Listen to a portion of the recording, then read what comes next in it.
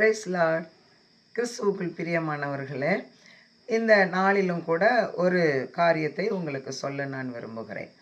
நாம் வாழ்கிற இந்த நாட்களானது பொல்லாத காலகட்டம் என்று சொல்லி நாம் அறிந்திருக்கிறோம். ஏனென்றால் கடைசி காலகட்டம். இயேசு கிறிஸ்துவினுடைய வருகையை எதிர்பார்த்து கொண்டிருக்கிற ஒரு காலகட்டம் பாருங்க. ஏனென்றால் வசனத்தில், வேதாகமத்தில் அவருடைய வருகைக்கான அடையாளங்கள் என்னவெல்லாம் என்று சொல்லி ஆண்டவர் எழுதி வைத்திருக்கிறாரோ அவை ஒவ்வொன்றும் நடந்து கொண்டிருக்கிற ஒரு காலகட்டம். மனிதர்களுடைய அன்பு தணிந்து போய் பாவத்தில் மூழ்கி, அக்கிரமத்தில் மூழ்கி நடந்து கொண்டிருக்கிற ஒரு காலம் பாருங்க. ஆனபடினால மனிதர்களுடைய ஏக்கம் எல்லாம், எனக்கு விடுதலை கிடைக்காதா, எனக்கு சமாதானம் கிடைக்காதா, எனக்கு ஒரு நல்ல சரீர சுகம் கிடைக்காதா, எனக்கு ஆசீர்வாதம், இந்த ஆசீர்வாதம் அந்த ஆசீர்வாதம், நிறைய ஆசீர்வாதம் தடைப்பட்டிருக்குதே, அதெல்லாம் எனக்கு கிடைக்காதா என்று சொல்லி ஏங்கி கலங்கிக்கிட்டு இருக்கிற ஒரு காலகட்டத்தில் தான் நாம் வாழ்ந்து கொண்டிருக்கிறோம் பிரியமானவர்களே. நான் சொல்ல விரும்புகிறது என்னன்னா, ஆசீர்வதியும் ஆசீர்வதியும் ஆசீர்வதியும், எனக்கு நல்ல சுகத்தை கொடும் ஆண்டவரே, எனக்கு விடுதலையை கொடும் ஆண்டவரே என்று கேட்பதற்கு முன்பாக வேத வசனத்திற்கு நாம் கீழ்ப்படிந்து நடந்தோமே ஆனால் அதுவே நமக்கு போதுமானதாய் இருக்கிறது பிரியமானவர்களே.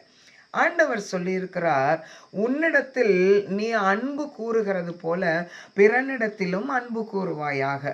இப்ப பாருங்க, நம்முடைய உடம்புல ஒரு சொட்டு சுடுதண்ணி பற்றுச்சுன்னாலும் அப்பா அப்படின்னு சொல்கிறோம் பாருங்க, ஆ அப்படின்னு சொல்கிறோம் பாருங்க. அதே அனுபவம் தான் நம்மளுடைய உடம்புல ஒரு சொட்டு சுடுதண்ணி படும் பொழுது அவ்வளவு நாம் துடிக்கிறோம் பாருங்க. அதே போல மற்றவர்களையும் அந்த கண்ணோட்டத்தில், அந்த பார்வையில் பார்க்க வேண்டும் என்று சொல்லி ஆண்டவர் விரும்புகிறார். அவ்வளவுதான். இது எவ்வளவு எளிமையான காரியம் பாருங்க.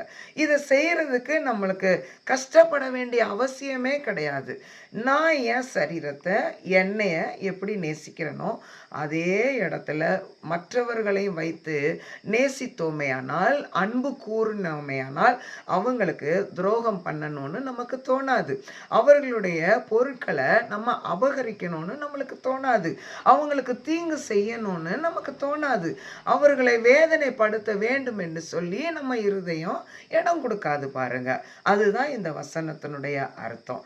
இதுதான் கிறிஸ்துவினுடைய அன்பு பிரியமானவர்களே. இந்த வசனத்தின்படி நாம் கீழ்ப்படிந்து நடந்தோமேயானா ஆசீர்வாதத்தை தேடி நம்ம போக வேண்டாம், விடுதலையை தேடி நம்ம போக வேண்டாம், சரீர சுகத்தை தேடி நம்ம போக வேண்டாம். வேத வசனத்துக்கு கீழ்ப்படிந்து நடக்கும் பொழுது ஆண்டவர் நமக்கு அற்புதத்தை செய்கிறவர், ஆசீர்வாதத்தை கொடுக்கிறவர். அவர் நமக்கு விடுதலையையும் சுகத்தையும் கொடுத்து அவர் நடத்த வல்லமை உள்ளவராய் இருக்கிறார் பிரியமானவர்களே. மோசேக்கு சீனாய் மலையில ஆண்டவர் கொடுத்து அனுப்பின அந்த 10 கற்பனைகளையும் உள்ளடக்கிய இந்த ஒரே ஒரு கற்பனை, இதற்கு மாத்திரம் நாம் கீழ்ப்படிந்து நடப்போமா? கர்த்தர் கொடுக்கிற ஆசீர்வாதங்களை நாம் பெற்று வாழ்ந்து சுகித்திருப்போம் பிரியமானவர்களே.